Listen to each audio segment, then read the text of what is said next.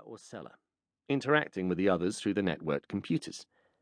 Buyers would order goods from the sellers and pay for them, while sellers would receive payment and choose how much to actually ship. At the end of each period, buyers and sellers would see who'd fulfilled which orders. Given this information, buyers would choose whom to do business with in the next period. Sellers, meanwhile, would decide how to proceed themselves. At the end of the game, the money earned during the experiment would convert to US dollars. Marina and the others would earn real cash in proportion to how well they'd played. The game lasted about 2 hours. Everyone played in silence and couldn't so much as send instant messages to each other.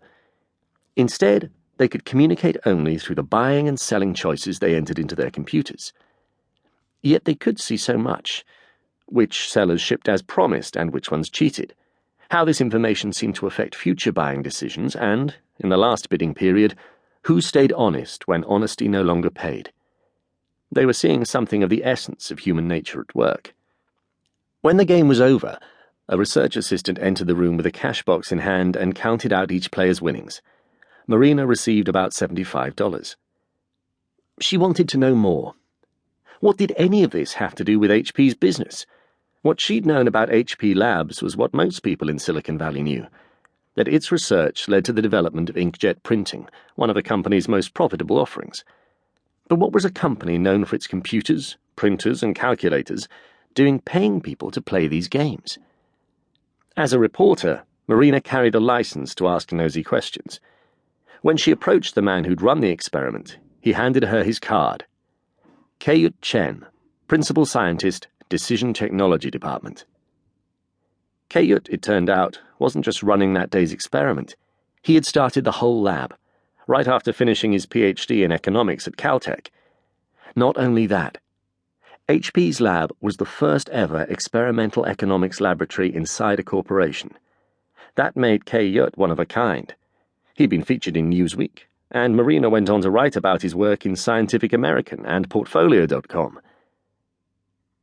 Learning from mistakes the easy way. The premise of using economic experiments in a company is simple: to make good decisions about major business processes, test them out in the safety of a lab. Without such testing, an HP marketing manager told Marina, you could waste millions of dollars implementing a program that isn't good.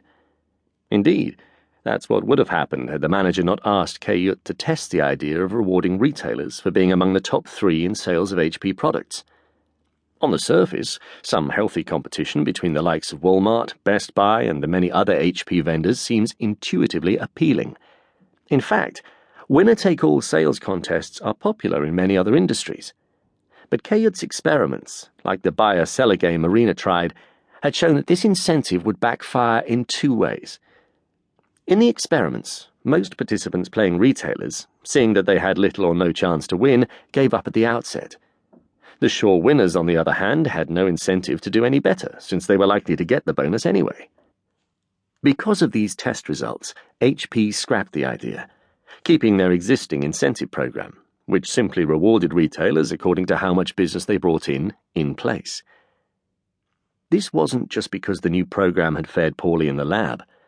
Had the programs been equivalent, indeed even if the new program had offered marginally better results than the old one, it still might never have gotten the green light. Any major change carries hefty costs, such as training and legal review. By telling you exactly how much better one program or policy is than another, experiments help managers decide which changes are worth the expense.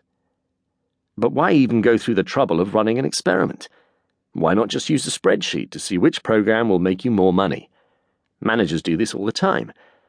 For example, to compare 2 incentive programs, a manager might set up a formula to calculate total revenues based on each program, and plug in guesstimates for the relevant variables. The manager might assume, for example, that a winner-take-all program will boost revenues among the top 3 performers by 5%, and then have the spreadsheet calculate total revenues and ultimate profits. And if the assumptions are right, then the spreadsheet will give the right answer, much as a mortgage calculator will correctly tell you which of 2 mortgages will cost you less over the life of a loan. But what if your assumptions are wrong, and your guesstimate is off? What if the program doesn't boost revenues by even 1%? Then the spreadsheet won't work. By the immutable law of garbage in,